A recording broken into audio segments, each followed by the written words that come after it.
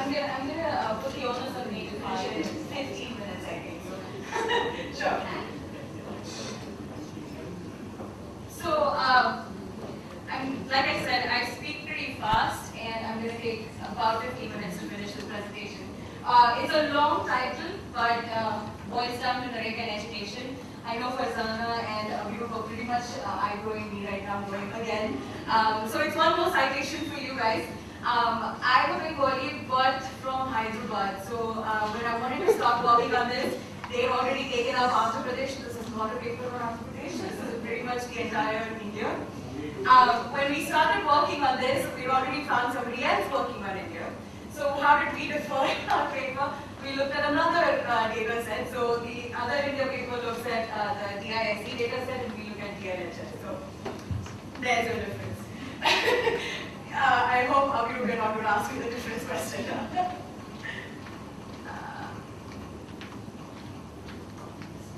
Okay.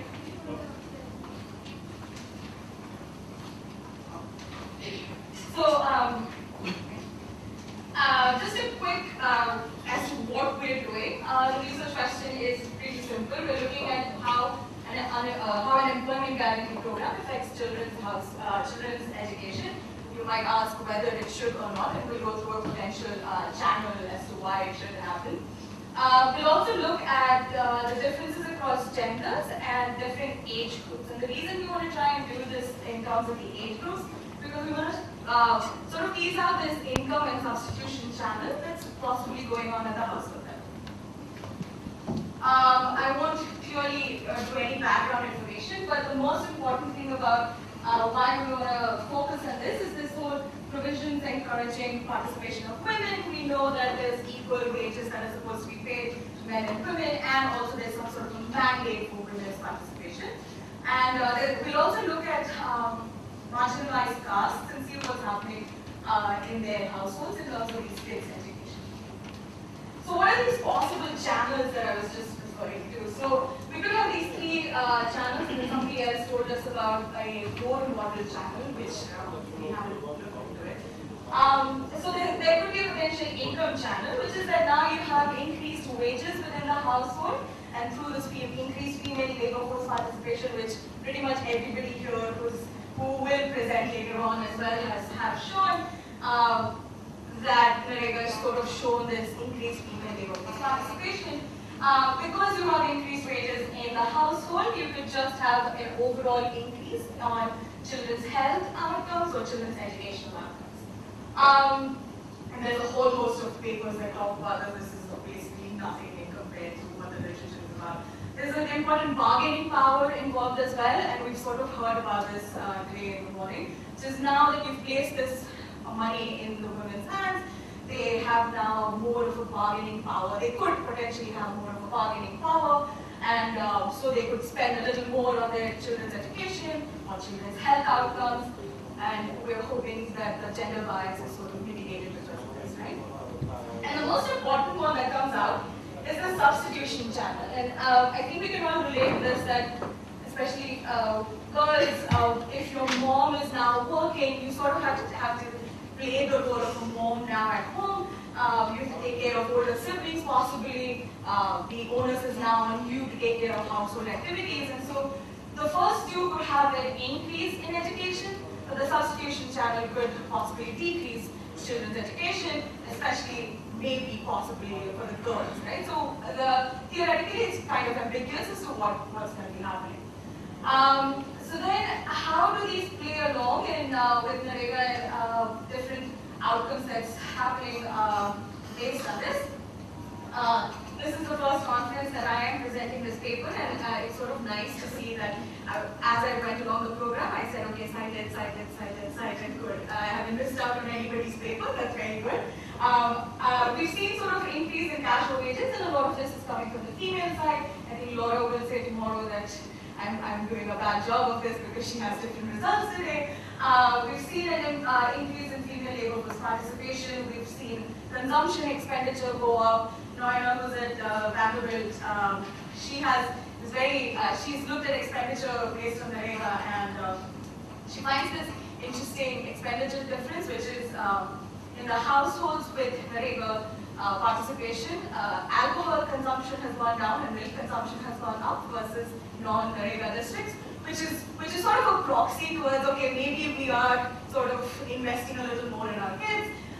There are different case studies in terms of female empowerment. One of the key things that I think case study versus all India studies have been this whole concept of child care facilities at work sites. And there's been a lack of these child care facilities, even though there's been budgets towards building these child care facilities on the work sites.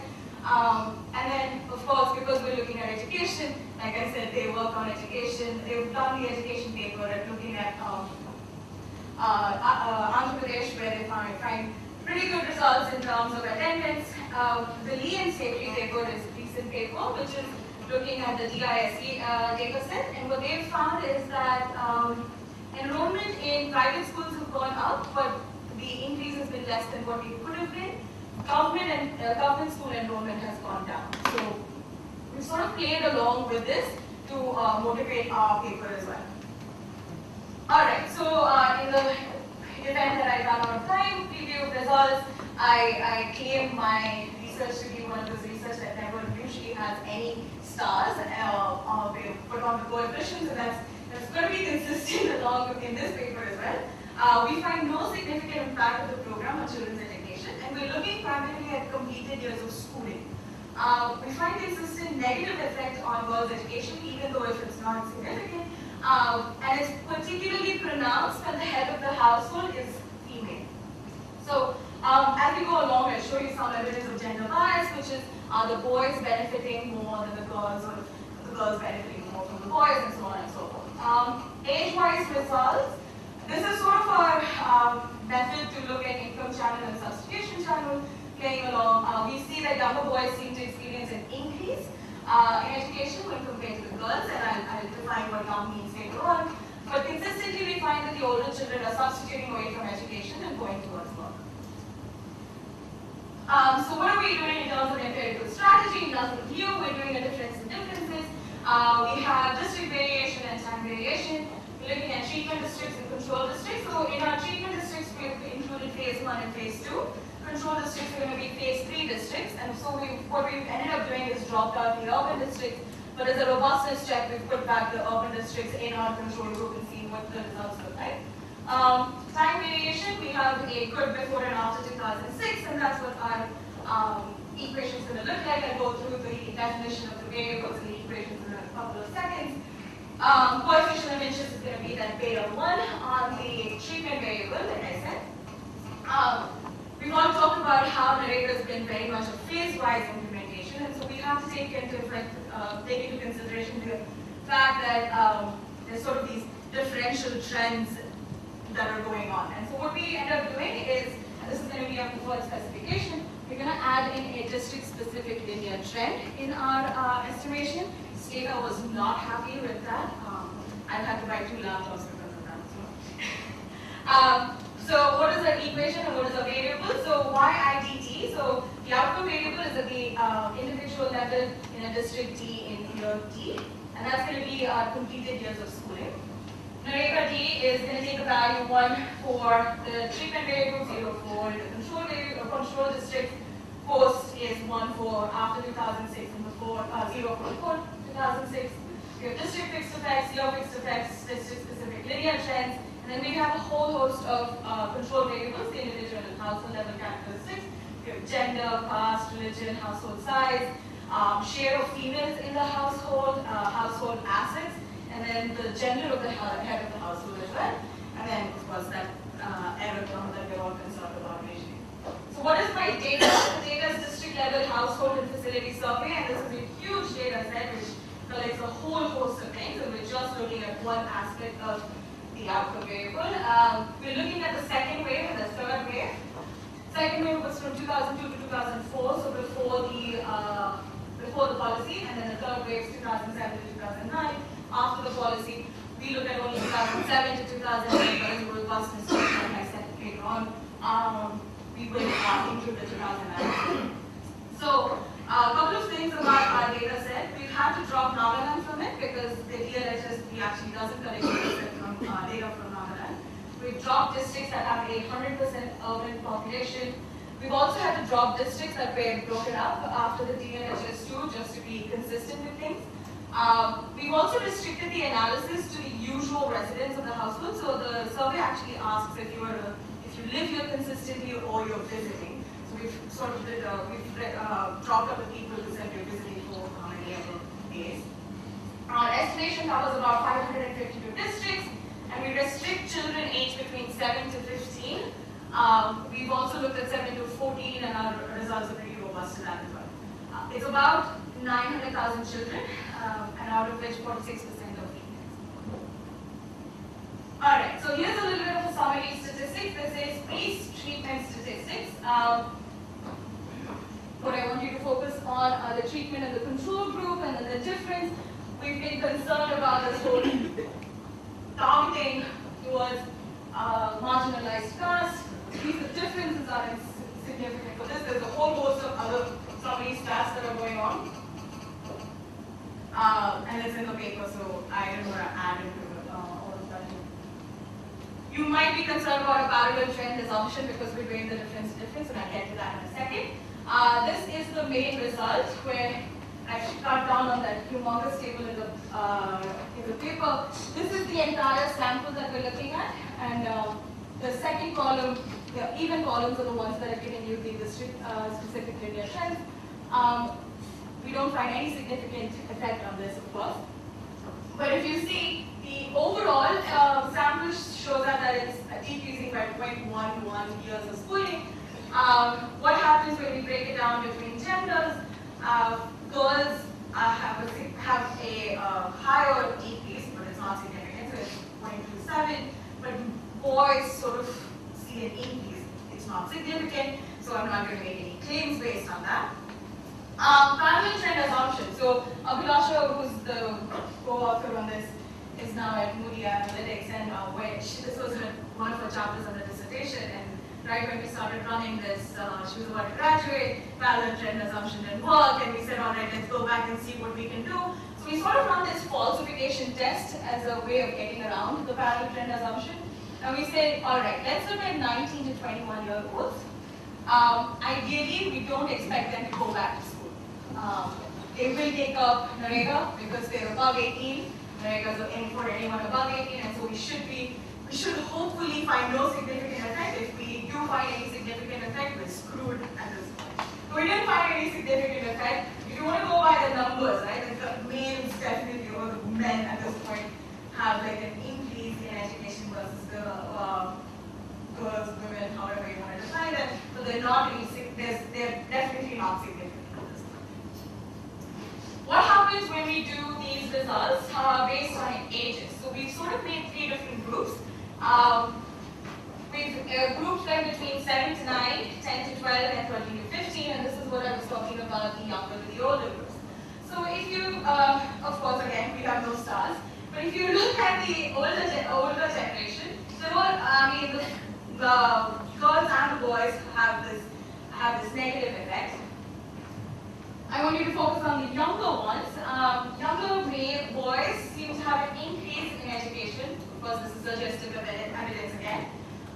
Girls definitely have a negative effect. So what is going on, especially in the middle group, where we see this humongous effect happening on the 10 to 12 for the girls? We've sort of we're playing along with this fact that there is some sort of a substitution channel going on where moms are now going to work. So what happens that daughters have now to stay at home and take care of their older, younger siblings, and so on and so forth. What could be happening as well, and we've had this, somebody tell us this, that the 14-year-olds could have now started working, and so that's probably getting picked up by our results, especially for the older generation. So one of the things we wanted to do is divide the sample based on the gender of the head of the household. We wanted to see if the effects differ based on having a household that has a female head versus a household that has a male head. And this is our first start, and we were very happy with it. If you look at the full sample, especially for the females, see almost a year dropout drop in completed years of schooling, which is pretty much a bad thing for girls, right? So what is driving this result? And I mean, the rest of the ones don't tell us any like significant results, but if you see at the 13 to 15-year-old, there's almost like a 2-year drop in completed years of school, right? So this could be one of those things that's driving this result for a female head. Why is this important? We could have, I think one of the motivations was to see if you have gender progressive parents, right? So a female head, I think we're just looking at it, a female head of the household might just want the female children to have better education, but there's this other fact going on, which is that you could, there's a substitution channel that they're now working at home instead of elsewhere. Males pretty much follow along the same pretty much follow along the same coefficients and the signs, except for the 10 to 12-year-olds, and we're not sure what's going on. We're not sure of what's going on for the girls under a male head for the age group 13 to 15 as well, because we see a reversal of sign. We don't see any significance yet, but we see a reversal of sign. By caste, nothing's very different, except again, this 13 to 15-year-olds, which we aren't very sure of what's happening again. Somebody suggested maybe they go back to school because they have more. This could be with their income channel as well, but we're not, like I said, we're not very sure as to what's happening. But consistently, at least the younger generation is the one you can tease out this girls versus boys thing, which is definitely looks like the girls are suffering more than the boys. Summary. Like I said before, we don't find any evidence of Narega on children's education, consistently negative estimates on girls' schooling, definitely older girls that are substituting away from school as well, and we have some sort of evidence that both substitution and income channel might be at work, and I didn't focus on this during the entire presentation, but a policy takeaway is sort of this: we have the money budgeted towards childcare facilities. Maybe these kids aren't being able to go to these work site facilities with their parents or with their mom because there's nothing over there. Might as well stay at home and stay safe. Of course, if we have access to schools within the village, that could mitigate this whole traveling far off from home to go to school and not, stay safe sort of thing. And I don't know how much of this is one of those things that you can take out of you if you want to, but sort of trying to figure out a way to provide work near schools so that again parents can go with their kids, drop their children off at school, and then go work without having to worry about them going to school. That's it. And we turn to the last presentation, and it's back to